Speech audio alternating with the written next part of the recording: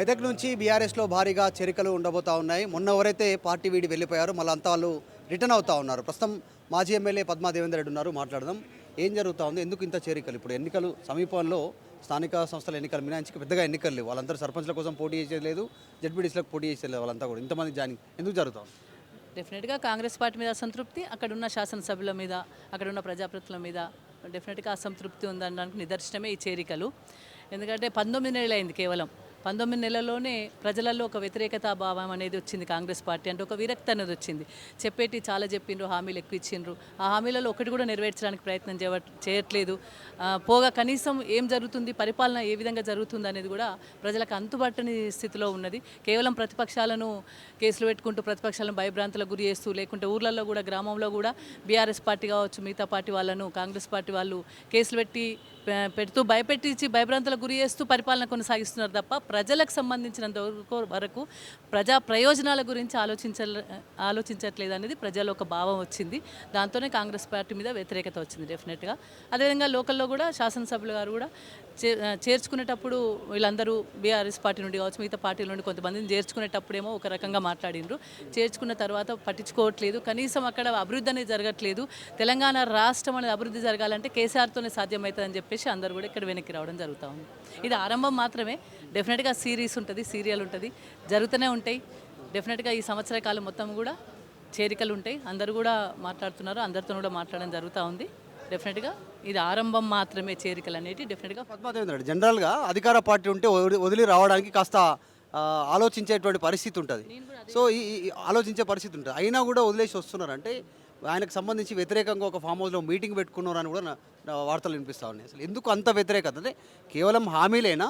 అట్లా హామీలు మన రాష్ట్రమంతా ఇచ్చి రాష్ట్రమంతా అమలు కాలేదు, వేరే జిల్లాల నుంచి, వేరే నియోజకవర్గాల నుంచి జరగట్లేదు. వై మెదక్ ఎందుకే ఫోకస్ అవుతా ఉంది? ఇంకేం జరుగుతుంది?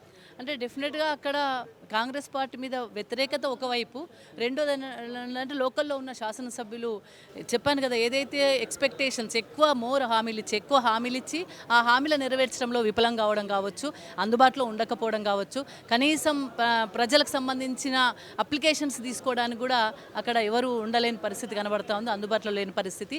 అదేవిధంగా మరి ప్రజలకు సంబంధించిన ప్రయోజనాల గురించి మాట్లాడదామంటే కూడా మరి శాసనసభ్యులు కావచ్చు, అక్కడ ఉన్న వాళ్ళకి సంబంధించిన నాయకులు కూడా ఎవరు మాట్లాడే పరిస్థితి కనబడతలేదు. ఆడ శాసనసభ్యుడు అంటే రోహిత్ అక్కడ అందుబాటులో ఉండట్లేదు. రోహిత్ గారు అందుబాటులో ఉండట్లేదు. అక్కడ ఉన్నప్పుడు చెప్పింది ఏంటంటే, వాళ్ళు ఇద్దరం, వాళ్ళ నాన్న, వాళ్ళ మదరు, వాళ్ళందరూ కూడా వచ్చి అక్కడ మేము ఇక్కడే ఉంటాం, అందరికి హామీలు ఇక్కడే అన్ని అభివృద్ధి కార్యక్రమాలు చేస్తామన్నారు. ఎక్కడ కూడా అభివృద్ధి కుంటుపడింది. అక్కడ అభివృద్ధి అనేది నోచుకోవాలి. 19 నెలల నుండి కూడా కేవలం అక్కడ బీఆర్ఎస్ పార్టీ ఏవైతే గతంలో నిధులు తెచ్చిందో ఆ నిధులు మాత్రమే కొబ్బరికాయలు కొట్టడం జరుగుతూ ఉంది. మెడికల్ కాలేజ్ అనేది బీఆర్ఎస్ హయాంలో గౌరవ కేసీఆర్ గారు జిల్లాకు ఒకటి ఇచ్చినప్పుడు మెదక్ జిల్లాకు వస్తే ల్యాండ్ అలాట్ చేసి దానికి సంబంధించిన నిధులు కేటాయించి ఫౌండేషన్ స్టోన్ వేసిన తర్వాత మళ్ళీ అదే ఫౌండేషన్ స్టోన్లో ఆయన ఫౌండేషన్ స్టోన్ వేసుకొని నేను మెడికల్ కాలేజ్ తెచ్చినా అని చెప్పుకోవడం, అంటే ఇలాంటి చాలా కోకొల్లలు సంఘటనలు. అంటే గతంలో జరిగిన అభివృద్ధినే నా అభివృద్ధిగా చెప్పుకోవడం అనేది జరుగుతూ ఉంది. అదేవిధంగా అందుబాటులో కూడా ఉండట్లేదు అనేది కాంగ్రెస్ నాయకులు చెప్పిన మాట, మేము మా మాటగా చెప్పట్లేదు, ప్రజలు చెప్పిన మాట.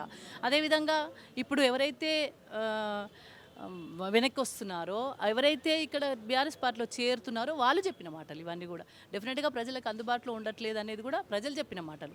అక్కడ వెళ్తే అందరికీ అర్థమవుతుంది. స్థానిక సంస్థల ఎన్నికలు నెక్స్ట్ ఎట్లా ఉండబోతున్నాయి? మెదక్ వరకు ఆలోచన రాష్ట్ర వ్యాప్తంగా మొత్తం ఒకలా ఉంటుందని బీఆర్ఎస్ చెప్తాం. మెదక్ వరకు మీరేం చెప్తారు? మెదక్ వరకు అయితే బీఆర్ఎస్ పార్టీ చాలా స్ట్రాంగ్గా ఉంది, గతంలోనే చాలా స్ట్రాంగ్గా ఉంది.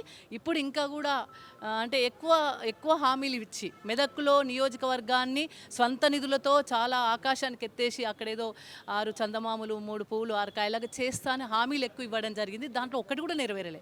కనీసం వాళ్ళు ఇచ్చిన హామీలలో ఒక్కటి కూడా నెరవేరలే. కాబట్టి ప్రజలలో ఒక విరక్తి అనేది వచ్చింది. డెఫినెట్గా రేపు రాబోయే కాలంలో మెదక్ నియోజకవర్గం మీద గులాబీ జెండా ఎగురుతుంది. ఫస్ట్ షాక్, తర్వాత కూడా షాక్, సిరీస్. ఇది ఆరంభం మాత్రమే. ఈ చేరికలు అనేవి ఆరంభం మాత్రమే. తర్వాత నెలల వారీగా ఈ సంవత్సరం లోపల చాలా భారీ చేరికలు ఉంటాయి. రైట్, ఇది మొదటి ప్రారంభానికి సంబంధించినటువంటి జాయినింగ్స్ ఇవి. తర్వాత సిరీస్ లెవెల్లో జాయినింగ్స్ ఉంటాయి అనేటువంటిది మాజీ ఎమ్మెల్యే పద్మా దేవేందర్ రెడ్డి చెప్తా ఉన్నారు. వీడియో జర్నలిస్ట్ జాఫర్తో మధు మల్కేడికర్, హైదరాబాద్.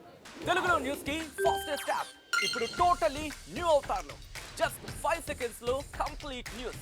సోషల్ మీడియాలో ట్రెండ్స్ కి one stop solution. Live TV app voice search option తో ఇప్పుడే డౌన్లోడ్ చేయండి లేదా అప్డేట్ అయిపోండి. యాప్ లింక్ డిస్క్రిప్షన్ లో ఉంది.